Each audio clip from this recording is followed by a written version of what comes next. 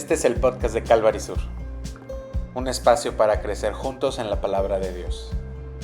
Somos una iglesia cristiana en Jalapa, comprometida con enseñar la Biblia verso a verso. Gracias por acompañarnos. Abre tu corazón, abre tu Biblia y comencemos.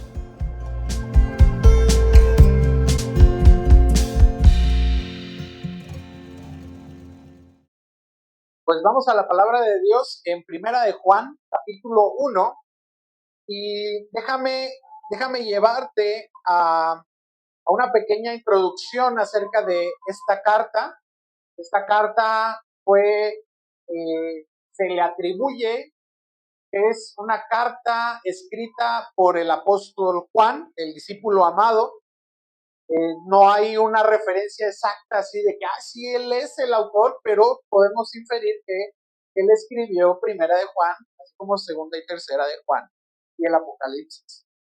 Y fue escrita por el año 85 y 95 después de Cristo.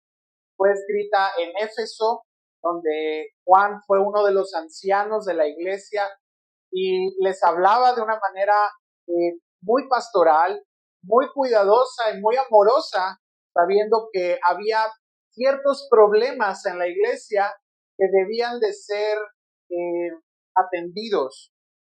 Y nosotros podemos ver cómo esta carta también puede ser destinada a nosotros, como cristianos, como la iglesia que está en Calvary Sur, y porque pues aunque no hubo una dedicatoria inicial como regularmente en las epístolas vemos, las cartas vemos que era así como para la iglesia de Éfeso o la iglesia de Corinto o la iglesia de Colosas. Esta iglesia es una carta muy abierta para poder atender estos problemas.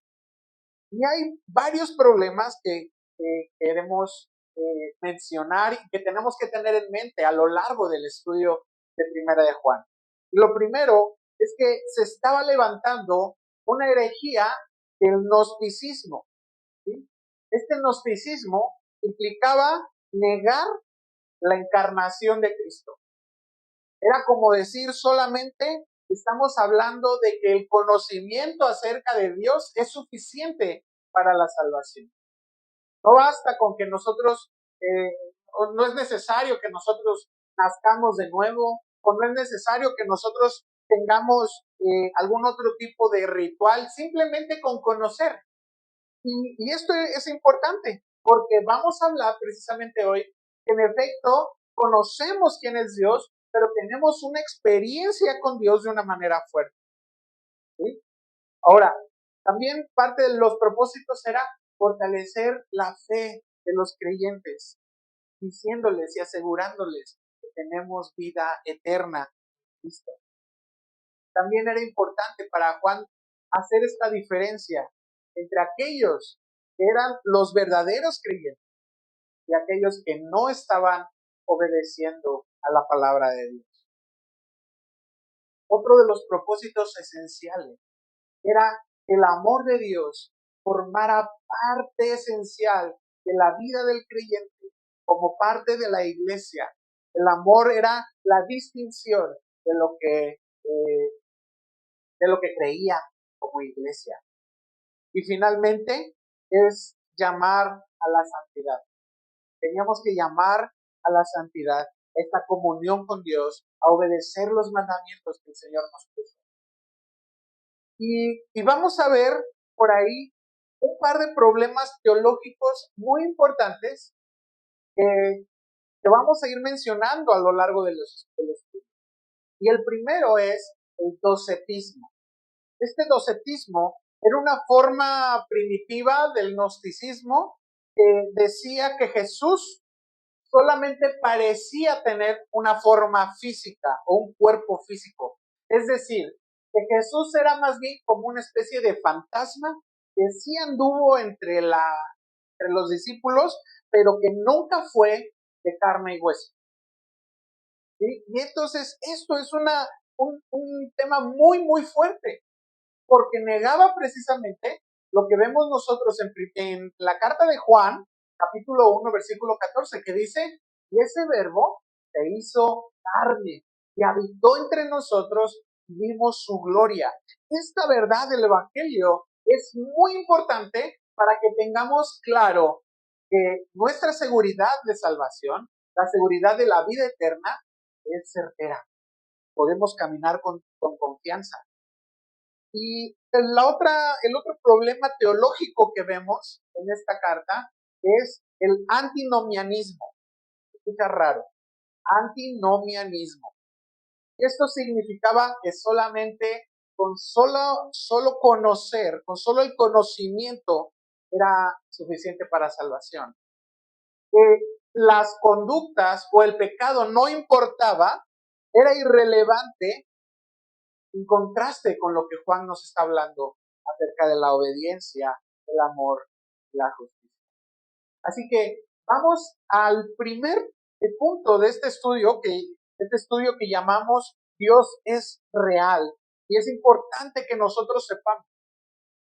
Vamos, así que en primera de Juan 1:1, que dice, lo que era desde el principio, lo que hemos oído, lo que hemos visto con nuestros ojos, lo que hemos contemplado y palparon nuestras manos tocante al verbo de vida. ¿Qué declaración tan fuerte y tan clara? Dios es real. Y hemos visto cómo ese Dios real se manifestó en la persona de Jesús. Esto no es una teoría filosófica. Esto no es una suposición religiosa.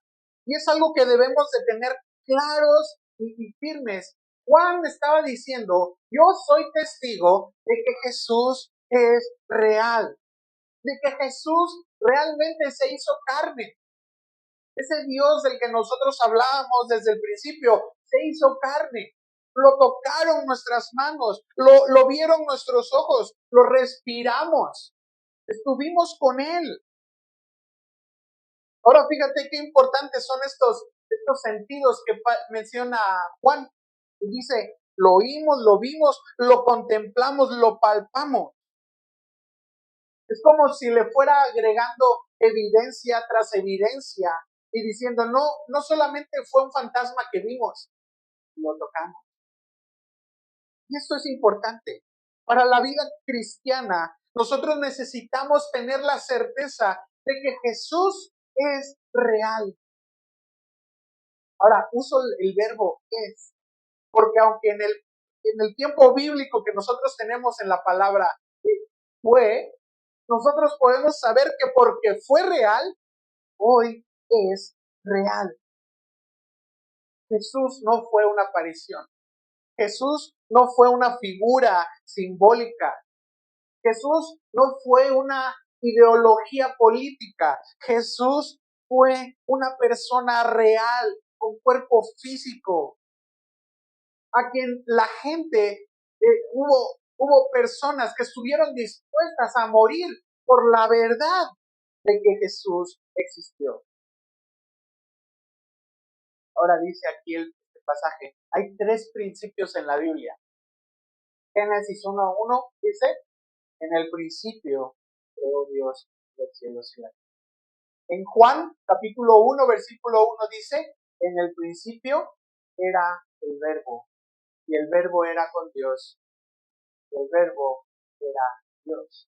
Y el tercer principio que nosotros vemos en la Biblia está en esta carta, cuando dice lo que era desde el principio. Aquí Juan nos está hablando acerca de cómo desde el principio, desde antes del principio, ya estaba Cristo. Cristo, Jesús, no comenzó a existir en el vientre de María. Cristo Jesús es eterno, junto con el Padre y el Espíritu Santo.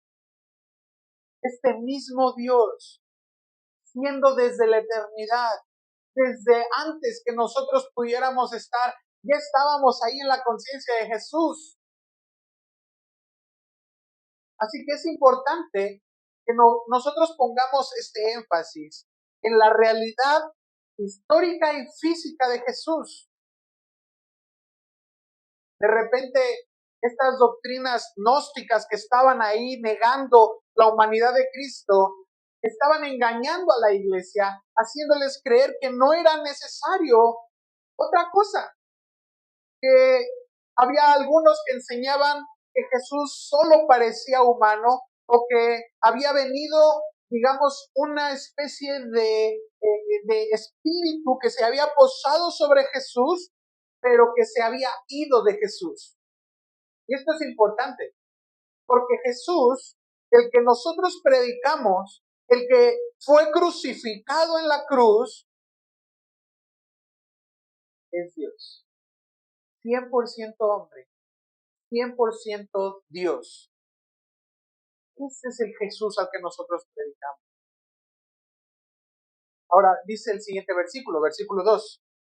Porque la vida fue manifestada y la hemos visto y testificamos y os anunciamos la vida eterna, la cual estaba con el Padre y se nos manifestó.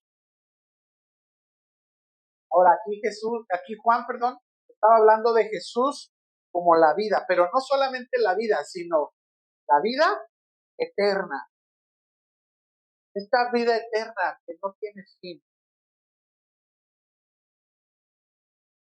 Muchos esperan la vida eterna una vez que muramos. Pero la vida eterna empezó desde el momento en que tú recibiste a Jesús. Y a lo mejor vamos a parpadear como la muerte, como si fuera solamente un guiño, porque en el momento en el que nosotros muramos, vamos a estar entonces para siempre con el Señor. Y dice aquí, la vida que fue manifestada en Cristo. La palabra que se usa aquí para manifestar significa hacer visible lo invisible. Es decir, pudimos ver la eternidad de Dios en una sola persona. Colosenses nos enseña diciendo que en Él habita todo lo que es visible e invisible. Y todas las cosas son sostenidas por medio de Él y son para Él. Los discípulos no fueron solamente testigos. Y esto es algo importante que nosotros debemos entender. Este Cristo que es eterno y que es la vida misma, somos comisionados a enseñarla. Somos comisionados a anunciar la vida eterna.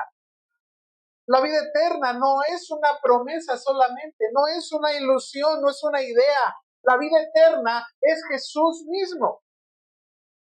Primera de Juan, capítulo 5, versículo 20, dice, ahí estamos en Primera de Juan, nada más avanza tantito. Primera de Juan 5, 20, dice, este es el verdadero Dios y la vida eterna. Jesús es Dios y también es el Hijo de Dios. El hecho de que Él se hiciera hombre, que Él se hiciera de carne, fue el acto más maravilloso por medio del cual el Dios eterno entró en este plano, entró en el tiempo.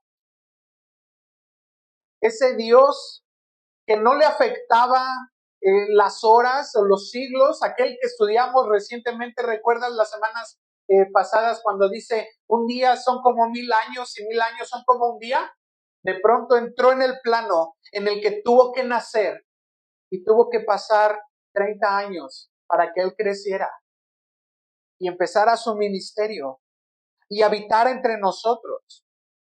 Ese misterio del Dios hecho carne es una parte fundamental en el Evangelio, en las buenas noticias, en el hecho de que Dios, déjame ponerlo así, si Jesús no fuera Dios y no fuera hombre, sencillamente la salvación no hubiera sido posible. Tú y yo seguiríamos muertos en nuestros delitos y pecados. Nosotros tenemos salvación gracias a que Dios se hizo hombre. Colosenses capítulo 1. Acompáñame por favor a Colosenses capítulo 1, versículos del 19 al 22. Y dice, por cuanto agradó al Padre que en él habitase toda plenitud y por medio de él reconciliar consigo todas las cosas, así las que están en la tierra como las que están en los cielos, haciendo la paz mediante la sangre de su cruz. Y a vosotros también, que erais en otro tiempo extraños y enemigos en vuestra mente, haciendo malas obras. ¿Alguien pone check ahí? ¿Sí estás ahí? Ahora os ha reconciliado en su cuerpo de carne por medio de la muerte para presentaros santos y sin mancha e irreprensibles delante de él. ¿Te das cuenta? Por medio de Jesús muriendo en la cruz, dando su vida, nosotros tenemos paz con Dios. Somos presentados santos sin mancha e irreprensibles. Así que el Evangelio, dice Spurgeon, no es una suposición teológica, es un hecho histórico en el que Dios se hizo hombre y caminó entre nosotros. ¿Tienes tú esta certeza? ¿Tienes tú esta seguridad de que aquel en el que creemos, al que cantamos cada semana, no es un mito? Es un Dios de carne. Es un Dios que se hizo carne. Es un Dios que murió y que resucitó y que está sentado a la derecha del Padre. Y a ese Jesús al que dio su vida por mí, a ese le cantamos. A ese Jesús que es real, que es eterno y que está presente, a ese Jesús es al que nosotros le dedicamos nuestras vidas. Ahora, el punto número 2 del estudio nos está hablando acerca de que entonces la comunión es real.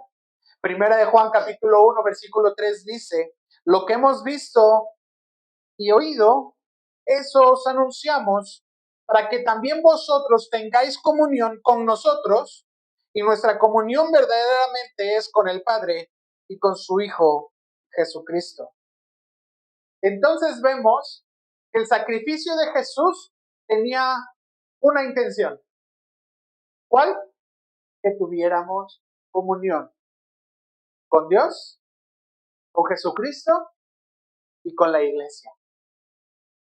La palabra comunión viene del griego koinonia, que no solamente es un compañerismo superficial. No se trata de que digamos, le vamos todos a la América. ¡Qué chido! Ya todos le vamos a la América, qué bonito, nos llevamos muy bien y porque le vamos a la América. No, nadie dice amén. Me preocupa. La comunión de la que estamos hablando aquí, la koinonia, significa que intencionalmente voy a buscar tener este compañerismo íntimo y espiritual con mi hermano que tú tienes al lado. Yo debo de buscar tener ese compañerismo. Debo de preguntarle, ¿cómo estás? ¿Cómo está tu espíritu? ¿Cómo estás? ¿Con qué estás luchando? Déjame decirte que yo también estoy luchando con esto. Es estar intencionalmente buscando tener una relación en la que Dios se manifieste a través de nosotros. En la que Jesús, ese Jesús que tú tienes en tu corazón, también se ha expresado al hermano que tienes sentado a un lado, a ese hermano que tienes sentado atrás. Dice la Biblia que tenemos comunión con el Padre y con su Hijo Jesucristo. Quiere decir que también tengamos una relación intencional, íntima y espiritual con el Padre y con Jesús. La vida religiosa, la vida cristiana no es una vida de normas. una vida de reglas. La vida cristiana es una relación personal, profunda con el Señor. ¿De qué otra cosa tendríamos nosotros, qué punto tendría estar en la iglesia si no fuera porque tenemos una relación con Dios? Fíjate qué dice Juan 17:3. Este texto ya no lo sabemos. Juan 17:3. Y esta es la vida eterna, que te conozcan a ti, el único Dios verdadero, y a Jesucristo, a quien has enviado.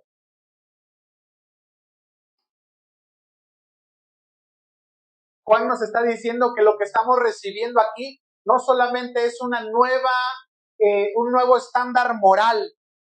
No nos está diciendo que entonces ahora hay una filosofía diferente. Nos está diciendo, tenemos la capacidad de tener una relación con el único Dios verdadero.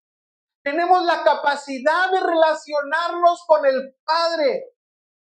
Eso que en el Antiguo Testamento nos enseña que había muchas reglas para poder relacionarte con Dios.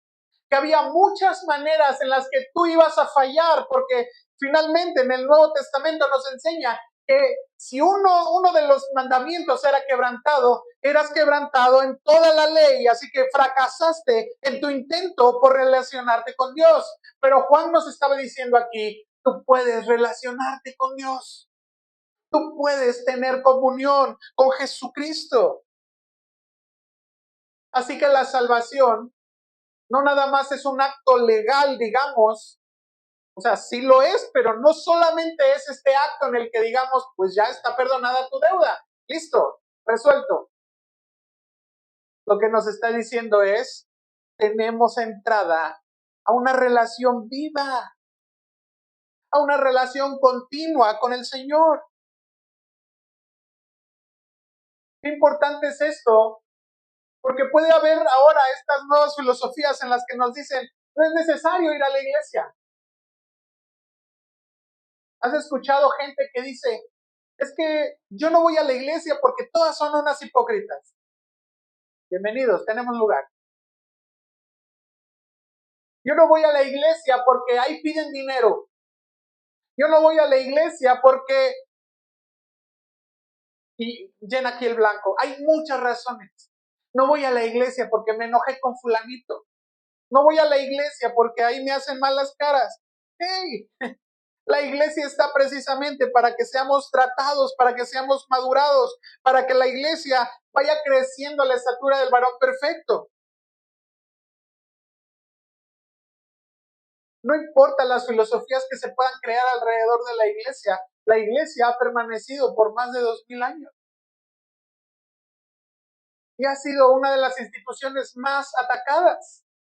Y hoy en día, lo peor que tenemos es que se quieren hacer pasar como iglesias, sin tener la relación íntima con el Padre, sin tener esa relación con Dios, sin tener esta relación en la que seamos confrontados y seamos exhortados y seamos alentados a vivir lo que Cristo nos ha mandado a hacer.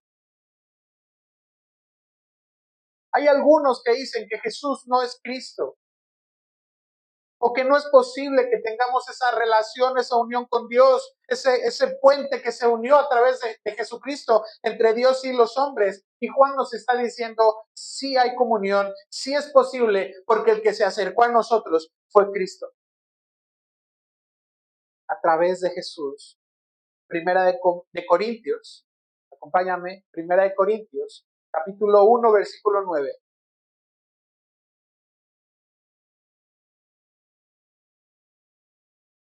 Primera de Corintios, capítulo 1, versículo 9 nos dice, fiel es Dios,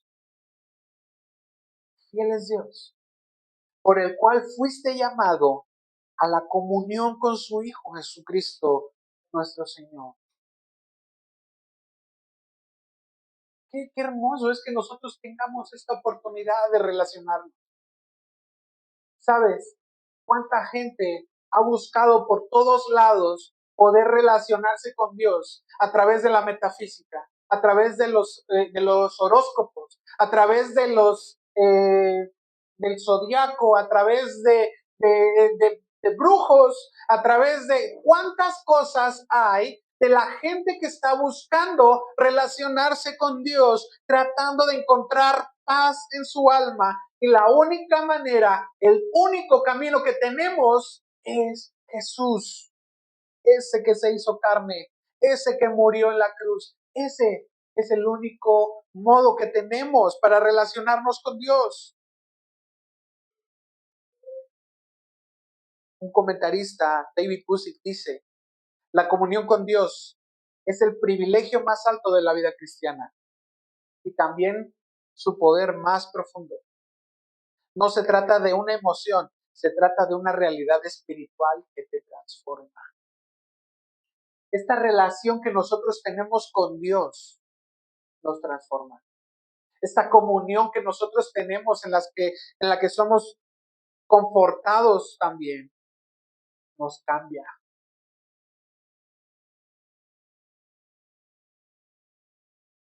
Esta comunión solo es posible cuando tenemos un entendimiento correcto acerca de quién es Cristo.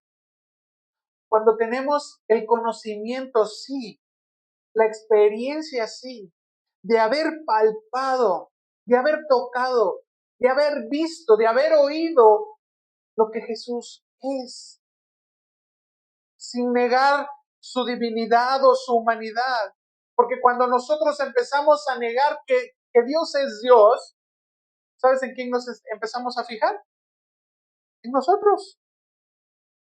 Cuando empezamos a negar que Jesús puede hacer o transformar nuestras vidas, entonces decimos: yo puedo enfrentarme a la vida solo. Y la realidad es que mis decisiones me llevaron a un punto en el que no debía estar. Pero con Jesús puedo tener paz. Dice: la comunión verdadera es con Dios y con sus hijos. No podemos tener relación con Dios si no tenemos relación con sus hijos. Dice Primera de Juan, capítulo 4, versículo 20. Regresamos a Juan. Primera de Juan, capítulo 4, versículo 20. Dice: el que no ama a su hermano, a quien ha visto, ¿cómo puede amar a Dios? A quien no ha visto. Por eso Dios nos llama a que tengamos esta comunión real con la iglesia. Hubo un tiempo en el que mi esposa y yo, por unas decisiones, nos alejamos de la iglesia. Y no pudimos tener más tiempo. Estuvimos un año fuera de la iglesia. Y terminando el año, nosotros estábamos frustrados, enojados, llorábamos, porque necesitábamos la iglesia, necesitábamos la comunión con la iglesia. ¿Cuántos que llegamos a Calvario? ¿Cuántos que llegamos a ser iglesia, a ser pastoreados, a ser cuidados, a ser alimentados, a ser confortados, a ser exhortados muchas veces, a ser corregidos? ¿A quién le gusta eso? ¿A quién le gusta ser corregido? Bienvenido, estás en la iglesia. Vas a ser corregido. Pero no para quedarte igual, para que crezcas. Me gusta cómo termina el versículo 4.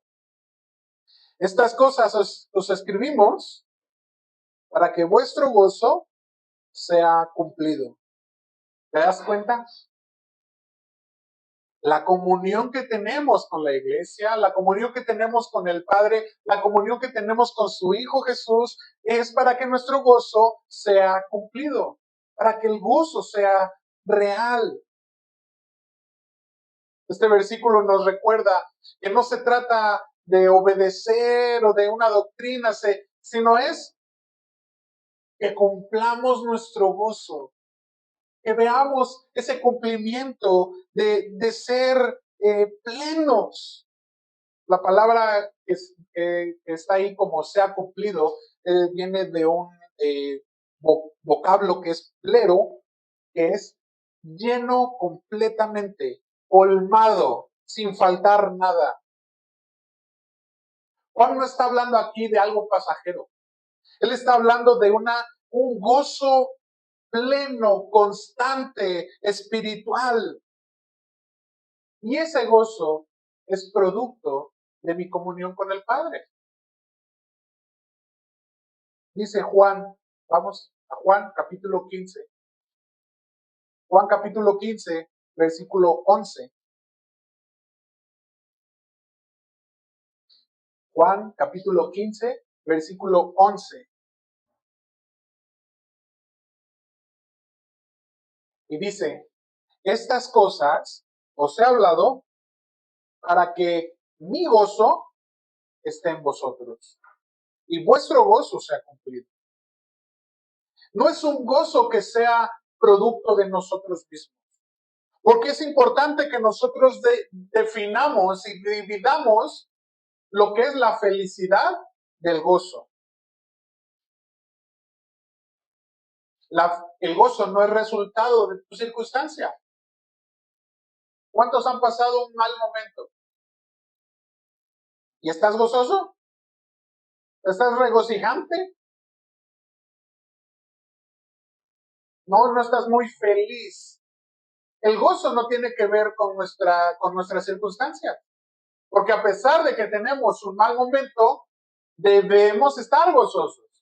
Ahora, ¿quieres saber más? Escucha la serie de Segunda de Pedro, de Primera de Pedro, acerca del gozo en el sufrimiento. Puedes escuchar ahí en el canal, puedes buscarnos y ahí encontrar todas las predicaciones. La felicidad depende de nuestras circunstancias. Si me saqué la lotería, voy a estar muy feliz. El día que nació mi hija, la primera, fui enormemente feliz. Cuando nació la segunda, no sabía que podía ser más feliz todavía. Y cuando me enteré, me acuerdo, cuando me enteré que venía Josué y que era varón, ¿ya? Me morí. Estuve muy feliz, pero no estoy muy feliz cuando se enferma. No estoy muy feliz cuando lo veo que está ahí tirado con temperatura porque comió palomitas. No estoy muy feliz cuando me dicen, es que ya no le quedan los zapatos. No estoy muy feliz en esas circunstancias. Pero lo que yo debo de ver es que el gozo del Señor es el fruto del Espíritu y es el fruto de mi relación con Él. En Gálatas 5:22 dice que el fruto del Espíritu es amor y gozo. El gozo permanece mucho más allá del sufrimiento. El gozo no significa ser feliz. El gozo viene de qué tan profundo estoy y qué tan cimentado estoy en mi relación con el Espíritu Santo. El mundo no me puede quitar el gozo del Señor. El mundo me va a intentar quitar el gozo, pero no es de Él. Hay un canto viejo, muy viejo, no sé si lo hayan escuchado, que dice, el gozo que tengo yo, el mundo no me lo dio, y como no me lo dio, no me lo puede quitar. Primera de Pedro, capítulo 1, versículo 8, dice, Primera de Pedro 1:8 dice, aunque ahora no lo veáis, os alegráis con gozo inefable y glorioso. Ese gozo que viene por la presencia de Cristo en tu vida. Ese gozo que te dice, todo está bien porque aunque tengas aflicción en el mundo, yo vencí al mundo, dice el Señor. Debes preocuparte si de pronto no hay gozo en tu vida. El salmista le decía al Señor en oración, devuélveme el gozo de tu salvación. si no hay gozo en tu vida, debes de preguntarte si hay pecado que no has confesado delante de Dios. Debes de preocuparte o preguntarte si hay distracciones que te han impedido estar en esta sintonía y en esta relación con Dios. Debes de preguntarte si a lo mejor has empezado a dudar de que Dios es real. Y si has dudado de eso, regrésate al punto número 1 de esta predicación. Porque Dios es real. Su gozo es real. Así que puede ser que pasemos por momentos de tristeza. Puede ser que de repente parta un ser querido y de repente digamos, bueno, nos sentimos tristes, pero nos sentimos gozosos porque el Señor está con nosotros, porque Dios es mi gozo. ¿Puedes decir conmigo eso? Dios es mi gozo. ¿Qué fuerte es esto? Nehemías capítulo 8, versículo 10, le dice Nehemías al pueblo, el gozo de Jehová es nuestra fuerza. Entonces, todo lo tocante al verbo de vida, todo lo tocante a lo que está relacionado con Jesús, produce ese gozo en nosotros. El gozo del Señor es real. Así que vemos, a modo de conclusión, de resumen, que nuestra fe es auténtica. Nuestra fe no está fundamentada en ideas abstractas, sino en un Dios que se hizo carne, en un Dios real, eterno, visible en Cristo, testificado por los apóstoles, que nos llamó a tener relación con Dios, con sus hijos. Que esa relación me edifica, me vivifica, me trae también al crecimiento en fe y en conocimiento de Dios. Y que el gozo del Señor es mi fuerza, es fruto de esa comunión, de conocer al Señor. Así que te voy a invitar, vamos a orar. Ponte de pie, por favor.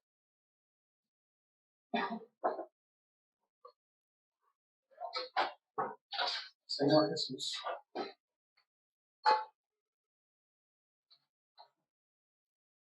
tú eres nuestra fuerza. Gracias porque eres un Dios real. Gracias porque eres un Dios vivo. Gracias porque no nos has dejado solos. Porque al contrario, Señor, en medio de las tribulaciones, en medio de las aflicciones y de las ansiedades, podemos saber que el Dios que adoramos es un Dios real. Podemos saber que el Dios al que servimos es un Dios que ha tenido cuidado de nosotros. Es un Dios que no solamente vino para que nosotros pudiéramos ser salvos, sino que ha venido para que podamos tener esa comunión con nuestros hermanos, a que tengamos un gozo más allá de nuestras circunstancias, más allá de lo que nosotros podemos vivir de aflicciones, Señor. Tú eres nuestro gozo. Ayúdanos a reconocerte. Ayúdanos a reconocerte en medio del dolor imposible. Ayúdanos a reconocer que tenemos también esta responsabilidad como cristianos de anunciar, de decirle a aquellos que no te conocen que nosotros también, Señor, hemos sido testigos de tu poder y tu amor y tu gracia. Hemos sido testigos de quién eres tú, Señor, y de lo que has hecho en nuestras vidas. Señor, tú nos has llamado para compartir lo que hemos visto y oído, y eso os anunciamos. Gracias. Gracias porque aún, Señor, aún tienes a tus hijos en tus manos. Y no se ha escapado nadie. No se ha escapado ni uno solo. Señor, sino que nos has traído a conocerte, nos has llamado a conocerte. Te adoramos, Señor, y te bendecimos. En el nombre de Jesús. Amén.